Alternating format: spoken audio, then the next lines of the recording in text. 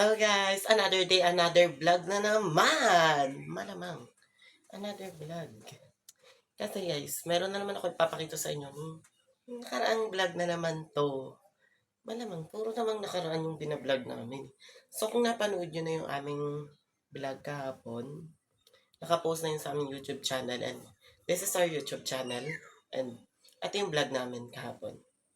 Kita nyo? And this is my name. And this is my member's name.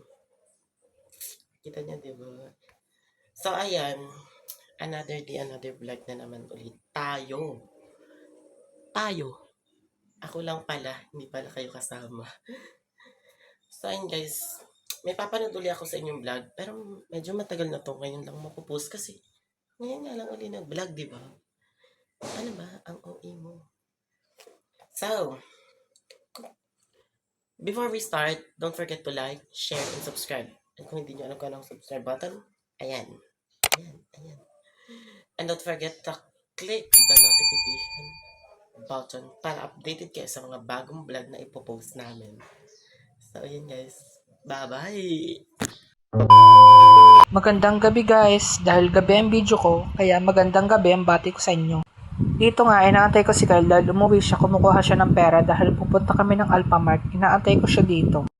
At dito nga, pinapakita ko sa inyo yung aking motor. Share ko lang ha, ang pangalan ng motor ko ay si Rosie. At dito naman, inip na ako, napakatagal ni Kyle. Ano bang kinukuha mo dyan Kyle, ginto? Dahil sa sobrang inip ko, nagtuloy-tuloy na lang ako ng pagbibideo ko dahil napakatagal ni Kyle kumuha ng kanyang pera. Dahil sa sobrang inip ko, pinuntahan ko na si Kyle. Akala mo naman, ang napakarami niyang pera, wala naman siyang pera. At ito na nga, papasok na nga kami sa Alphamart. Bibili daw siya ng piniprito na cornic. Ewan ko kung anong tawag doon. Tapos akala mo siya nag-window shopping, patingin-tingin lang. Akala mo naman may pambili talaga siya, wala naman siyang pera. At ayan na nga, may nakita siyang tinapay. Ang mahal-mahal naman, akala mo naman may pambili siya, ay wala naman siyang pera. Tuturo-turo pa siya, wala naman siyang dalang pera. Ang dala lang naman niyang pera, 20 pesos yata.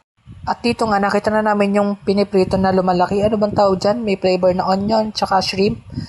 Wala naman kaming dalang pera, kaya hindi na namin nabili. No choice. Uuwi na lang din kami mamaya niyan. Wala kaming dala. Gustong bumili ni Kyle dyan, wala naman kaming dalang pera, kaya no choice, hindi na lang kami bumili.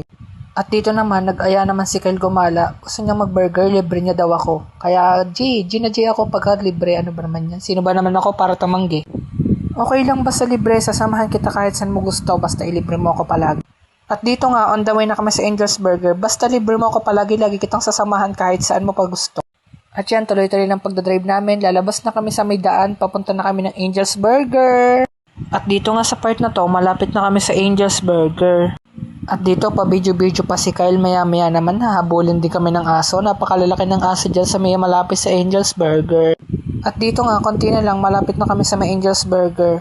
Kumakanta nga pala sa dyan, hindi ko naman naririnig dahil ako nagdadrive. Madadaanan din natin ang peryahan papunta ng Angel's Burger sa Bugaan. At dito nga, nadaan namin yung peryahan sa may bayan ng Laurel.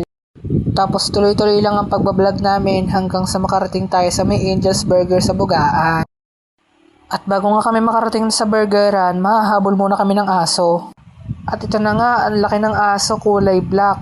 At sa puntong yan, bumabelo na yung aso. Kahit hindi nyo pa nakikita sa video, kita-kita na namin. At yan na, bumabelo na. Ayan na, hinabol na kami ng aso. Diyos ko po, aray ko, ang bilis. Buti na lang, pagtapos naming habulin ng aso, nakapag-burger agad kami. Thank you, Lord.